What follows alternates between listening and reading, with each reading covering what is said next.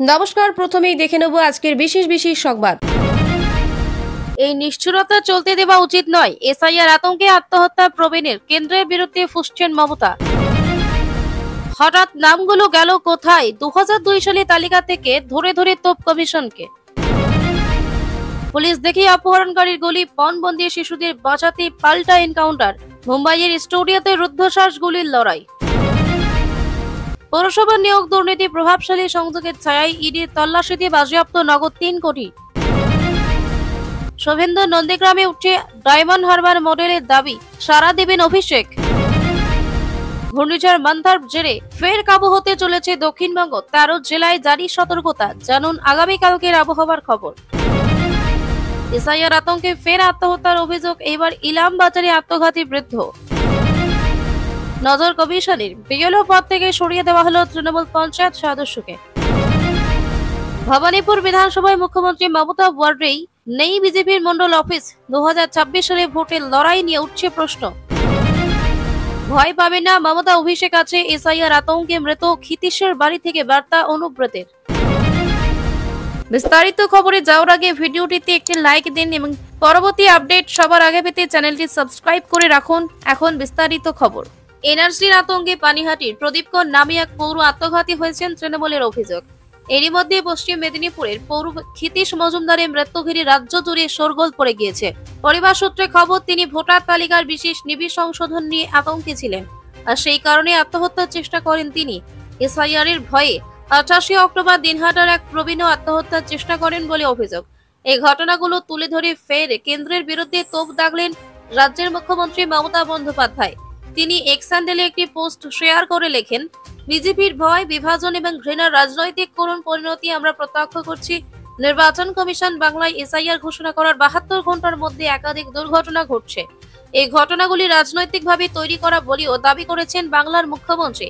তিনি বলেন, কেন্দ্রীয় স্বরাষ্ট্রমন্ত্রীকে দায়িত্ব নেবেন। বিজেপি এবং তাদের বন্ধুরা যাদের জন্য এই ভয়ের মনোভাব ছড়িয়ে পড়েছে, তারা কি এই নিয়ে কথা বলার সাহস পাবে?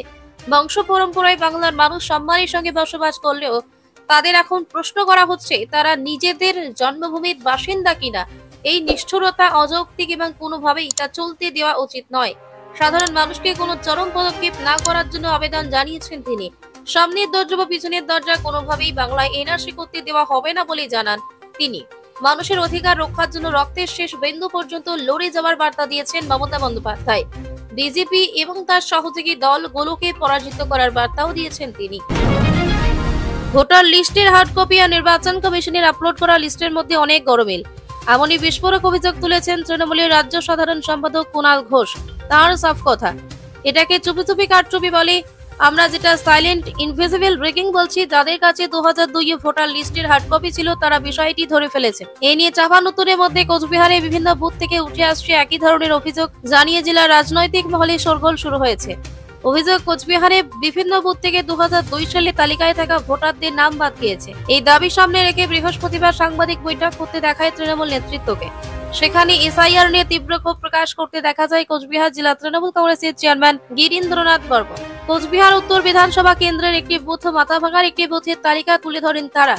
তাতেই দেখা যাচ্ছে 2002 সালে যারা ভোট দিয়েছিল তাদের অনেকেই ভোটার তালিকায় নাম নেই। এখন এসআইআর প্রক্রিয়ার শেষে কোনো ভোটারের নাম বাদ যদি যায় তাহলে বড়সড় আন্দোলন হবে বলে এদিন সাংবাদিক বৈঠক করে থেকে ফের একবার হুঁশিয়ারি দিতে দেখা যায় তৃণমূল নেতাদের।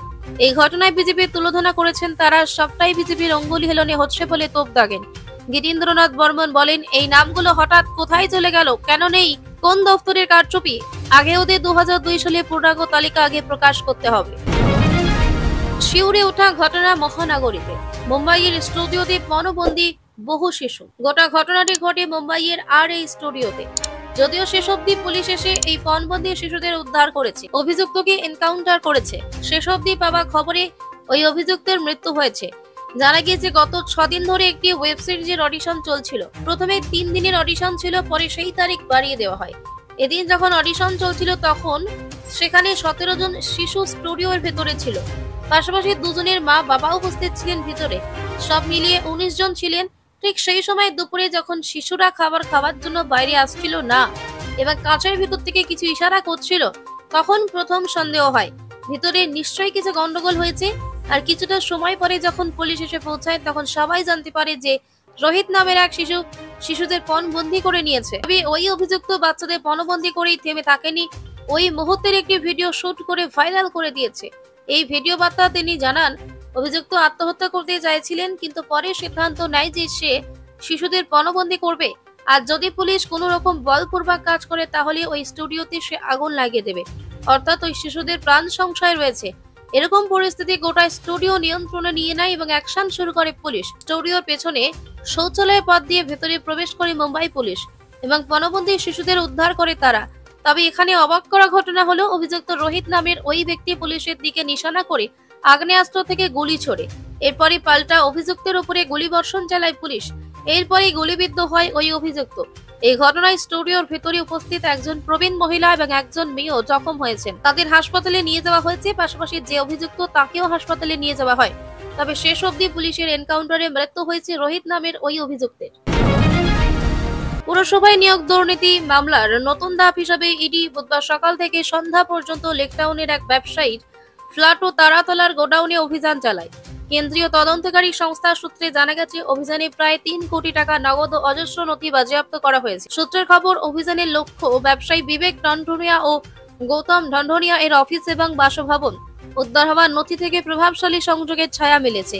ইডি তদন্তকারীরা জানিয়েছেন, সব দিক খতিয়ে দেখা হচ্ছে এবং অর্থের উৎস যাচাই করা হচ্ছে। এর আগে পুরনিয়োগ দুর্নীতি মামলায় রাজ্যের দমকল মন্ত্রী সুজিত বসুর অফিস, তার ছেলের রেস্তোরাঁ এবং দক্ষিণ দমদমের কাউন্সিলর নিতাই দত্তের বাড়ি তল্লাশি চালিয়ে 45 লক্ষ টাকা উদ্ধার করা হয়েছিল। সেই সূত্র ধরে লেকটাউনের বিলাসবহুল ফ্ল্যাটে অভিযান চালানো হয়। তারাতলার গোডাউনে গিয়ে রাতভর তল্লাশি চালিয়ে প্রায় 3 কোটি টাকা উদ্ধার করা হয়। ইডি সূত্রে জানা গেছে, ওই ব্যবসায়ী 4-5টি কোম্পানিতে ডিরেক্টরেটের দায়িত্বে রয়েছে। মূলত 2004 সাল থেকে 2022 সালের মধ্যে বিভিন্ন ব্যবসায় বিনিয়োগ করেছেন তিনি। শহরে 2টি ফ্ল্যাট, বিলাসবহুল গাড়ি রয়েছে। গোডাউনে নগদ রাখা নিয়ে জিজ্ঞাসাবাদ করলে কোনো সদুত্তর পাওয়া যায়নি। এরই তদন্তকারীরা খুঁজছেন এই বিপুল সম্পত্তির পিছনে পুরসভায় নিয়োগ দুর্নীতি সম্পর্কিত অর্থের লেনদেন রয়েছে কিনা। পুরনিয়োগ মামলায় মঙ্গলবার বেলেঘাটার সিআইটি রোড ও হেমচন্দ্র নস্কর রোডে ব্যবসায়ী 2 ভাইয়ের বাড়ি ও অফিসে তল্লাশি চালানো হয়েছিল। প্রিন্সেপ ঘাটে একটি ঋণ প্রদানকারী সংস্থাতে অভিযান হয়েছিল। তার আগে সুজিত বসু ও তার ছেলে সমুদ্র বসুর বাড়ি ও ধাবায় তল্লাশি চালানো হয়েছিল। তদন্তে জানা গেছে, সুজিত বসু যখন দক্ষিণ দমদমের ভাইস চেয়ারম্যান ছিলেন তখন অয়নশীলের সংস্থা এবিএস ইনফোজেন পুরসভায় নিয়োগের সমস্ত বরাত পেতে এবং সংস্থাটি পরীক্ষার ওএমআর পরিচালনার দায়িত্বে ছিল। নন্দীগ্রাম চলতে চাই অভিষেকের মডেল। যে মডেল বদলে দিয়েছে ডায়মন্ড হারবারকে, সেই মডেল চাই নন্দীগ্রামবাসীদের একাংশ। এই নন্দীগ্রাম যে রাজনৈতিক মহলে শুভেন্দুর গড় বলে পরিচিত তা বলা বাহুল্য। এমনকি 21 নির্বাচনে নন্দীগ্রামে শুভেন্দুর বিরুদ্ধে দাঁড়িয়ে হেরে গিয়েছিল মুখ্যমন্ত্রী মমতা বন্দ্যোপাধ্যায়। সেই নন্দীগ্রাম আহ্বান দিচ্ছে অভিষেককে। রাজনীতির আঙিনায় এই ঘটনা অত্যন্ত তাৎপর্যপূর্ণ বলে মনে করছেন একাংশ।